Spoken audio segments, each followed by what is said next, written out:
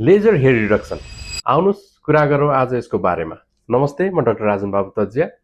Laser hair reduction भनेको एउटा यस्तो प्रविधि हो जसले हजुरहरूको शरीरमा भएको अनावश्यक रौँहरूलाई हटाउन मद्दत गर्छ।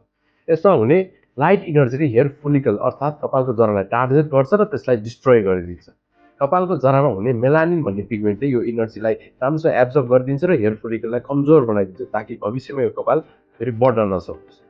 यसमा हुने फिक्स वेभलेन्थ भएको लाइट इनर्जीले हेयर फोलिकल अर्थात् कपालको जरालाई टार्गेट गर्छ र त्यसलाई पर्मानेन्टली डिस्ट्रोय गरिदिन्छ, जसको कारणले फेरि कपाल आउन पाउँदैन र केही हप्तामा आफै भएको डिस्ट्रोय भएको कपाल आफै झरेर जान्छ। धेरैले सोध्नुहुन्छ के यो लेजर हेयर रिडक्सन पर्मानेन्ट हो भनेर। एज द नेम सजेस्ट यो लङ टर्म रिडक्सन हो, कन्टिन्युअल भन्ने चाहिँ यो होइन।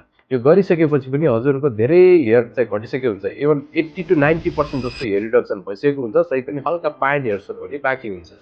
यसको लागि चाहिँ तपाईँले वर्षमा 1-2 पटक एउटा टचअप सेसन्स भन्ने चाहिराख्न सक्छ। यो ट्रिटमेन्ट कुन कुन भागमा प्रयोग गर्न सकिन्छ त? यो अलमोस्ट शरीरको सबै भाग जस्तै अनुहार, हात खुट्टा, under arms, back, abdomen, even bikini area पनि तपाईँलाई अनावश्यक फिल भएको छ भने त्यो रौँहरूलाई हटाउनलाई प्रयोग गर्न सकिन्छ। लेजर हेयर ट्रिटमेन्ट प्रोसिजर कतिको सेफ छ त?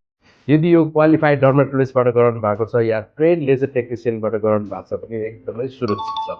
यसमा चाहिँ इमिडिएटली एउटा साइड इफेक्ट भनेको चाहिँ लेजरले कहिले कहिले इनर्जी बढी भयो भने पोललाई स्किनमा बर्न होला, ब्लिस्टर होला भन्ने डर हुन्छ। त्यसको लागि आफूले सेफ्टीको लागि पहिला नै एउटा प्याच टेस्ट गरेर यति इनर्जी तपाईँको हातले स्किनले मजाले सहन सक्छ भनेर स्योर भएपछि मात्रै हामीले यो लेजर ट्रिटमेन्ट सुरु गर्छौँ। अनि लङ टर्ममा गएर यो क्यान्सर होला भनेर धेरै डराउनुहुन्छ, तर यो रेडियो एक्टिभ रेज भने होइन। त्यसैले फ्युचरमा गएर क्यान्सर हुन्छ भनेर सोच्नु भएको छ नि, यो कति पनि पोसिबल छैन। लेजर हेयर ट्रिटमेन्ट सकिसकेपछि यसको आफ्टर हेयरमा के गर्नुपर्छ त? त्यति गाह्रो छैन। त्यसमा चाहिँ सन एक्सपोजरहरू, हिटको कामहरू गर्नु भएन, स्विमिङ साउनाहरू जानु भएन, तातो पानीले नुहाउनु भएन। हल्का नर्मल मोइस्चराइजर मात्र लाउनु भएको छ भने पनि कहिलेकाहीँ हुनसक्ने एउटा एलर्जिक रिएक्सनबाट तपाईँ इजिली जोग्न सक्नुहुन्छ।